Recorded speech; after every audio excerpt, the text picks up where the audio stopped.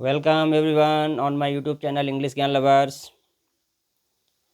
Today's video is going to be very special, very useful, very informative. In this video, we are going to discuss about direct and indirect sentences, exclamatory sentences. So, we are going to start with the rules of exclamatory sentences. First and foremost, we are going to tell you about how to identify the type of sentences. सबसे पहले हम इस video में बताएंगे कि exclamatory sentences जो होते हैं उनको हम इनडायरेक्ट में कैसे चेंज करते हैं। तो इस वीडियो में हम एक एक चीज़ को डिस्कस करेंगे, उसके रूल्स और उसको पहचानने के तरीके कि जो एक्सक्लेमेटरी सेंटेंस है उसको हम कैसे पहचानें और उसमें कौन सा कंजंक्शन लगेगा, साथ ही साथ उसके जो भी और तरीके हैं बनाने के, उसको कन्वर्ट करने के, वो सारी चीज़ें हम बहुत ही इजी वे में, सिंपल वे में यहाँ पर बताने जा रहे हैं। तो बने रहिए हमारे साथ, वीडियो पूरा देखिएगा और आपको इसमें एक एक चीज़ क्लियर हो जाएगी। कहीं पर कोई इस वीडियो में डाउट नहीं रहेगा एक्सक्लेमेटरी सेंटेंसेस से संबंधित। इस वीडियो में हम सारी चीज़ें डिस्कस करने जा रहे हैं। तो चलिए स्टार्ट करते हैं। इनडायरेक्ट नरेशन, ये टॉपिक है इनडायरेक्ट नरेशन, मतलब direct and indirect narration. Direct और इनडायरेक्ट में हम बात करने जा रहे हैं एक्सक्लेमेटरी सेंटेंसेज। देखिए एक्सक्लेमेटरी क्या होता है, एक्सक्लेमेशन से बना है वर्ड एक्सक्लेमेशन।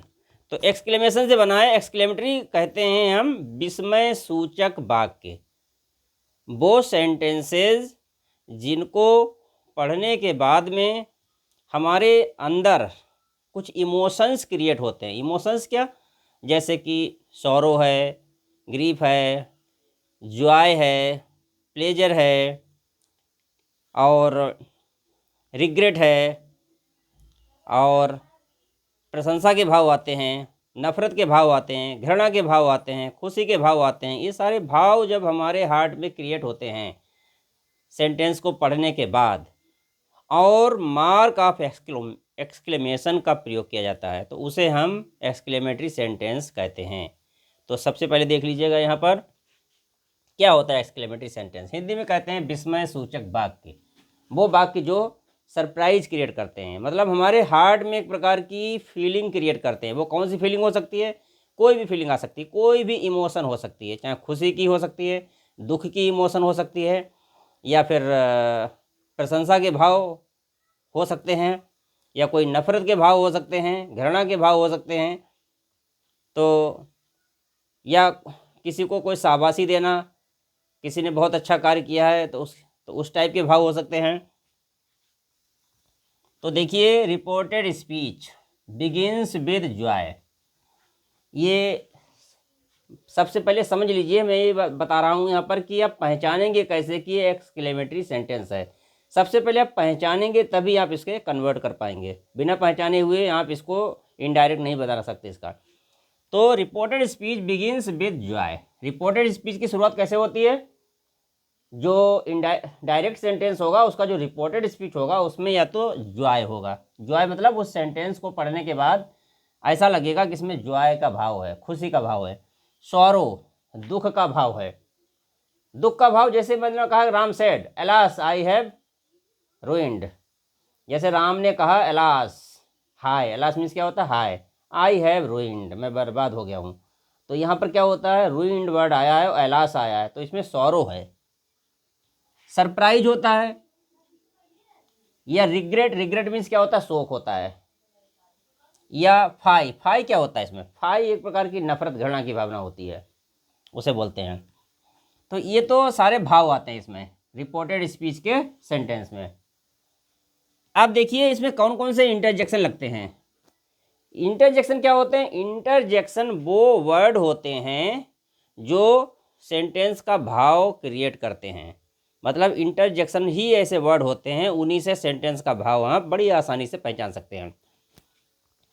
तो देखिए इंटरजेक्शन में क्या आता है, एलास, एलास लिखा हुआ होता है सेंटेंस में, रिपोर्टेड स्पीच में, या आ या ओ, ये किसके लिए आते हैं, तीनों दुख के लिए आते हैं। जब दुख की बात होती है रिपोर्टेड स्पीच में तो ये तीनों आते हैं, इनमें से कोई भी आ सकता है। वेल डन आता है या ब्रावो, ये शाबाशी देने के लिए, जैसे किसी ने मैच जीत लिया है तो कहते हैं Bravo he has one the match, शाबाशी देने के लिए। हुर्रा ये खुशी के लिए आता है, जब खुशी की मतलब फीलिंग होती है तो उसके लिए। गुड ग्रेसियस, गुड हेवंस, वो मेरे ईश्वर होता है ये एक प्रकार से सरप्राइज के लिए भी आता है और ग्रीफ के लिए भी आता है, रिग्रेट के लिए भी आता है। जैसे गुड हेवंस ये तो आता है रिग्रेट के लिए, शोक सौरों के लिए। ऐसे good gracious, good gracious surprise के लिए आ जाता है। कांग्रेचुलेशंस भी आता है। तो ये सारे क्या होते हैं, इंटरजेक्शन होते हैं। इंटरजेक्शन मतलब होता है, इंटरजेक्शन वो वर्ड जो हार्ट में खुशी क्रिएट करते हैं, ये हम इन सबको इंटरजेक्शन बोलते हैं। जैसे अलास लिखा हुआ है, आ या वेल डन, ब्रावो, ये सब क्या हैं, इंटरजेक्शंस हैं, मतलब वर्ड्स हैं जो इमोशन क्रिएट करते हैं हार्ट में। आप देखिए रूल नंबर 1 बनाने के तरीके, आप इसको कैसे बनाएंगे, कैसे कन्वर्ट करेंगे रिपोर्टेड स्पीच में। तो देखिए नंबर 1 है reporting verb said is changed according to interjection. Reporting verb said को आप कैसे चेंज करेंगे, इंटरजेक्शन के अकॉर्डिंग। आप देखेंगे कि रिपोर्टेड स्पीच में इंटरजेक्शन कौन सा आया है, कौन सा भाव है, इंटरजेक्शन जो होगा उसी हिसाब से वैसा भाव होगा, तो उसी के अकॉर्डिंग चेंज करेंगे। Interjection in reported speech, interjections and mark of exclamation is removed. दूसरी चीज़ ये है, इनडायरेक्ट में कन्वर्ट करने के बाद में इंटरजेक्शन और मार्क ऑफ एक्सक्लेमेशन ये हट जाते हैं। देखिए ये मार्क ऑफ एक्सक्लेमेशन है, ये हट जाएगा जब आप इसको इनडायरेक्ट में बनाएंगे। जब सेंटेंस डायरेक्ट से इनडायरेक्ट में बनेगा तब ये हट जाएगा। और ये शब्द भी हट जाते हैं, कौन से, जैसे अलास है, आ, ओ, वेल डन, ब्रावो, ये सारे शब्द हट जाते हैं, ये नहीं रहते उसमें इनडायरेक्ट बनाते समय। What and how are changed into great and very. दूसरी चीज़ ये समझ लीजिए, सबसे बड़ा इंपॉर्टेंट चीज़ है ये what and how.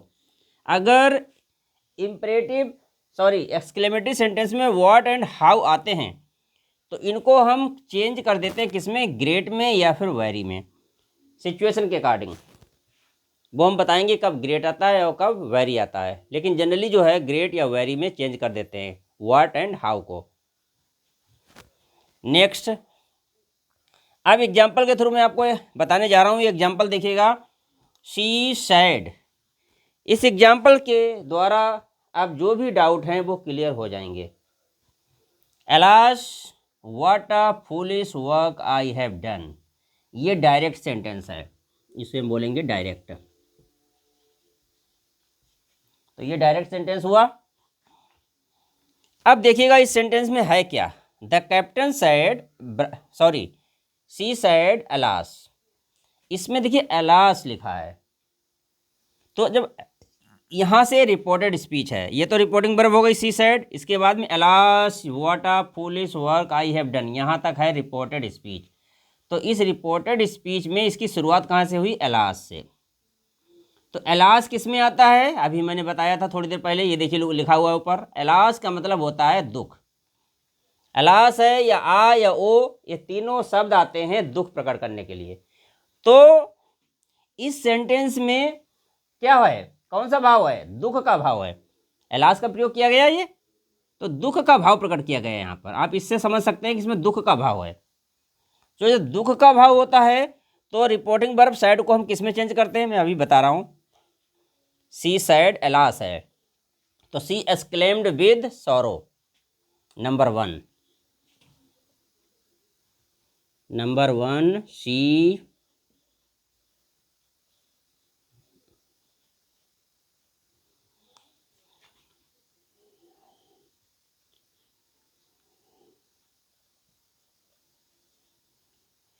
Exclaimed with sorrow.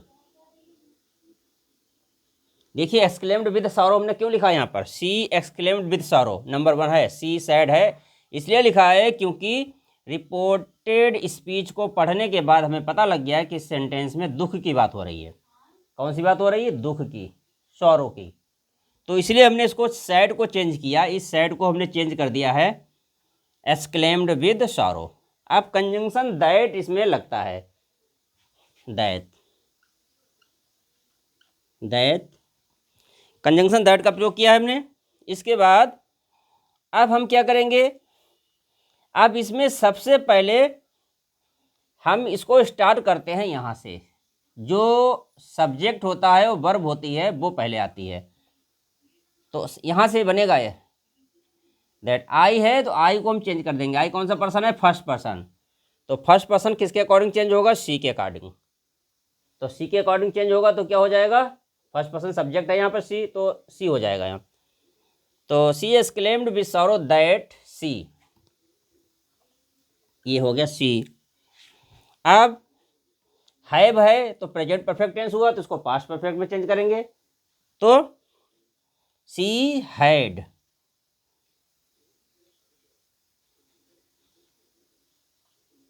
She had. अब ये थर्ड फॉर्म है तो थर्ड फॉर्म ही रहेगी, सी हैड डन। डन के बाद सी हैड डन, यहाँ से होता है जो सब्जेक्ट और वर्ब है वो पहले आएगी, कंजंक्शन के बाद में तुरंत आएगी सब्जेक्ट और वर्ब। तो ये सब्जेक्ट और वर्ब आ गई, दैट सी हैड डन। अब देखिए यहाँ व्हाट है, तो व्हाट के बाद ये फूलिश क्या वर्ड है? आप जानते होंगे फूलिश जो है नाउन नहीं है, एडजेक्टिव है। जब भी व्हाट के बाद में एडजेक्टिव आए तो व्हाट को हम किस में चेंज करते हैं? वेरी में। ध्यान रखिएगा, अगर व्हाट के बाद में एडजेक्टिव आता है, यहाँ पर फुलिश एडजेक्टिव है, तो व्हाट को हम वेरी में चेंज कर देंगे। और अगर इसके बाद व्हाट के बाद नाउन आता है तो हम व्हाट को ग्रेट में चेंज करते हैं। तो यहाँ पर क्या है? यहाँ पर व्हाट के बाद में फुलिश क्या है? एडजेक्टिव है। तो एडजेक्टिव है तो इसको हम किस में चेंज करेंगे? व्हाट को हम चेंज कर देंगे वेरी में। तो क्या हो जाएगा? She had done a very foolish work, a very foolish work.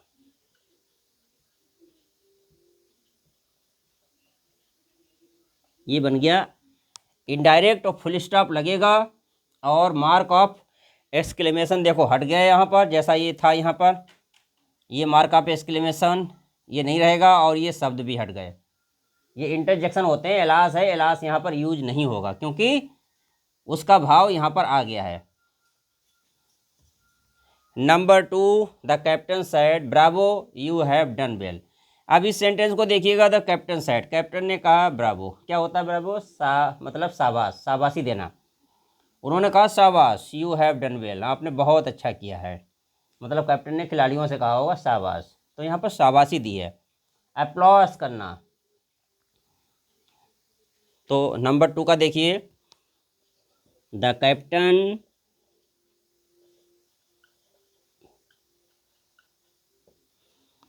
अब यहाँ पर ब्रावो है तो क्या है? शाबाशी दी है। देखिए यहाँ पर आया भी है, ये आया है ब्रावो। ब्रावो में क्या होता है? शाबाशी, शाबाशी देना। तो इस सेंटेंस को पढ़ने के बाद जब हम इस सेंटेंस को पढ़ेंगे, ये रिपोर्टेड स्पीच है, यहाँ से ये सारा पार्ट जो है रिपोर्टेड स्पीच का है, क्योंकि इधर वाला जो साइड है ये रिपोर्टिंग वर्ब है। रिपोर्टिंग वर्ब के बाद में जो भी होता है वो क्या होता है? कॉमा इन्वर्टेड के बाद कॉमा और इन्वर्टेड कॉमा लग जाता है, उसके बाद में जो जितना भी पार्ट होता है वो रिपोर्टेड स्पीच कहा जाता है, मतलब बोली गई बात। तो जिसमें ब्रावो यूज होता है, ब्रावो वाले वाक्यों में क्या होता है? शाबाशी दी गई होती है, मतलब प्रशंसा की गई है। तो द कैप्टन अपलॉडेड आएगा यहाँ पर, ऐसे वाले सेंटेंस में अपलॉडेड यूज करते हैं।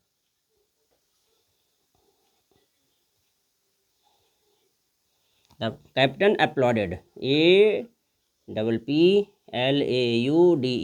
The captain uploaded. अपलॉडेड क्या होता है? शाबाशी देना, प्रशंसा करना। द कैप्टन अपलॉडेड, और किसकी? कोई भी खिलाड़ी है मान लो, क्योंकि यहाँ पर देखिए ऑब्जेक्ट है ही नहीं, किससे कहा कैप्टन ने, तो आप मान सकते हैं अपनी तरफ से थर्ड पर्सन मान सकते हैं, यहाँ पर हिम लगा देंगे हम। The captain uploaded him, uploaded him. इसके बाद में कॉमा लगा कर लिखेंगे सेइंग, SAYING। सेइंग के बाद कंजंक्शन लगाएंगे दैट, सेइंग क्यों लिखते हैं? सेइंग इसलिए लिखते हैं क्योंकि अपलॉडेड के बाद में ऑब्जेक्ट जरूर आएगा। अपलॉडेड जब यूज करेंगे तो इसके बाद ऑब्जेक्ट जरूर आएगा और उसके बाद में फिर कॉमा लगाकर सेइंग लिखेंगे, सेइंग दैट, ये कहते हुए, क्या कहते हुए? कैप्टन ने ये कहते हुए उसकी प्रशंसा की। क्या कहते हुए प्रशंसा की? दैट कंजंक्शन हो गया। अब चेंज कर लीजिए, देखो यू है सेकंड पर्सन, तो सेकंड पर्सन चेंज किसके अकॉर्डिंग होता है? ही के, मतलब ऑब्जेक्ट के अकॉर्डिंग। तो ऑब्जेक्ट यहाँ तो था नहीं, तो हमने क्या माना था यहाँ पर ऑब्जेक्ट? हमने यहाँ पर ऑब्जेक्ट माना था हिम। हिम मान लिया ऑब्जेक्ट। मतलब ये होता है, रूल होता है, अगर ऑब्जेक्ट नहीं है तो थर्ड पर्सन का ऑब्जेक्ट मान सकते हैं, इमेजिन कर सकते हैं कि थर्ड पर्सन यहाँ हिम है। तो अगर मान लो यहाँ पर हमने हिम रखा है तो हिम का क्या हो जाएगा? हिम का जो यू को हम चेंज करेंगे तो क्या हो जाएगा? ही हो जाएगा। दैट यू का क्या हो जाएगा? ही। ये हो गया ही। अब हैव का क्या हो जाएगा? Had. He had done well. He had done well, ये हो गया नंबर 2। तो क्लियर हो जाना चाहिए, कोई डाउट नहीं होना चाहिए। एक एक चीज़ को मैं क्लियर करते चल रहा हूँ, कहीं भी कोई भी पॉइंट मिस नहीं कर रहा हूँ। नंबर 3, अब नंबर 3 की बात करते हैं हम। नंबर 3 में देखिएगा क्या लिखा? सिद्धांत सैड। अब सिद्धांत सैड लिखा, उसके बाद क्या लिखा? How clever I am. तो इसमें क्या है? सरप्राइज है। मतलब ये लिखा है कि हाउ क्लेवर, मैं कितना चालाक हूँ। मतलब एक प्रकार से सरप्राइज प्रकट हो रहा है, एक आश्चर्य प्रकट हो रहा है, चंबा सा हो रहा है कि मैं कितना चालाक हूँ। तो देखिए हाउ के बाद में यहाँ है क्या? क्लेवर है। तो सबसे पहले हम लिखेंगे सिद्धांत सैड, रिपोर्टिंग वर्ब को चेंज करेंगे। पहले रिपोर्टिंग वर्ब को चेंज कर लेते हैं। सिद्धांत एक्सक्लेम्ड विद सरप्राइज।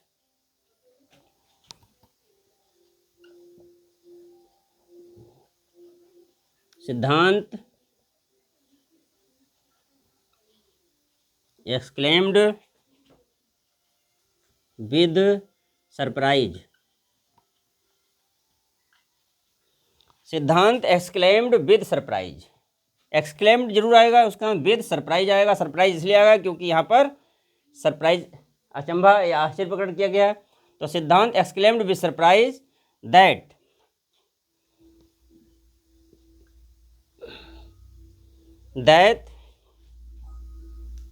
क्लियर हो रहा है, शायद बोर्ड पे आपको दिख रहा होगा ये। सिद्धांत एक्सक्लेम्ड विद सरप्राइज दैट अब देखिए सब्जेक्ट है आई एम, तो हम यहाँ क्या करते हैं? कंजंक्शन के ठीक बाद सबसे पहले सब्जेक्ट और वर्ब को उठाते हैं। सबसे पहले यहाँ से उठाएंगे, आई है, आई का क्या हो जाएगा? आई का हम चेंज करेंगे सिद्धांत के अकॉर्डिंग, फर्स्ट पर्सन के अकॉर्डिंग। तो क्या हो जाएगा? ही हो जाएगा। सिद्धांत के लिए क्या आएगा? ही, क्योंकि यहाँ पर देखिए आई है, आई क्या है? फर्स्ट पर्सन है। और इस फर्स्ट पर्सन को हम किसके अकॉर्डिंग चेंज करते हैं? सब्जेक्ट के अकॉर्डिंग। सब्जेक्ट यहाँ पर क्या है? सिद्धांत। तो सिद्धांत के अकॉर्डिंग हम चेंज करेंगे। तो सिद्धांत के लिए प्रोनाउन क्या आएगा? ही। किसी का भी नाम हो तो उसके लिए ही आता है। अगर बॉय का नाम है तो ही आएगा, मेल का है तो ही आएगा, और फीमेल का है तो सी आता है। तो यहाँ सिद्धांत मेल है इसलिए ही आएगा।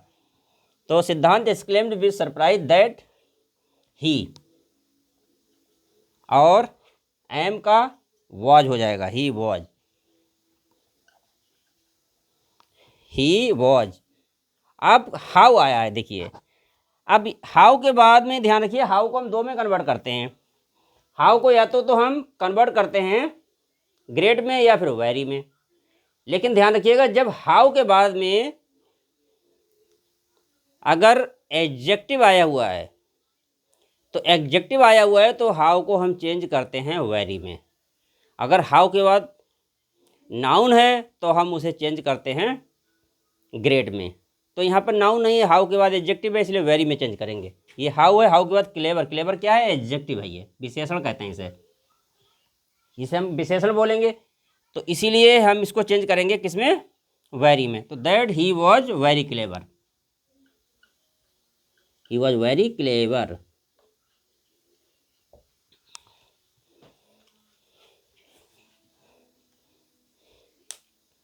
तो ये थे हमारे एक्सक्लेमेटरी सेंटेंसेस को डायरेक्ट से इनडायरेक्ट में कन्वर्ट करने के रूल्स एंड एग्जाम्पल्स। इस वीडियो में हमने डिस्कस किए हैं, और हम उम्मीद करते हैं वीडियो आपको पसंद आया होगा। सारे जो रूल्स हैं वो क्लियर हो गए होंगे। फिर भी अगर किसी का कोई डाउट है तो you can ask me, you can ask in the comment box. I will try my best to reply you. और मिलते हैं नेक्स्ट वीडियो में। और वीडियो को लाइक कीजिएगा, शेयर कीजिएगा, सब्सक्राइब कर लीजिएगा, ताकि आपको वीडियो जो भी वीडियोज़ हैं वो आपको समय पर मिलते रहें। बेल आइकन को प्रेस कर लीजिएगा। Thanks for watching.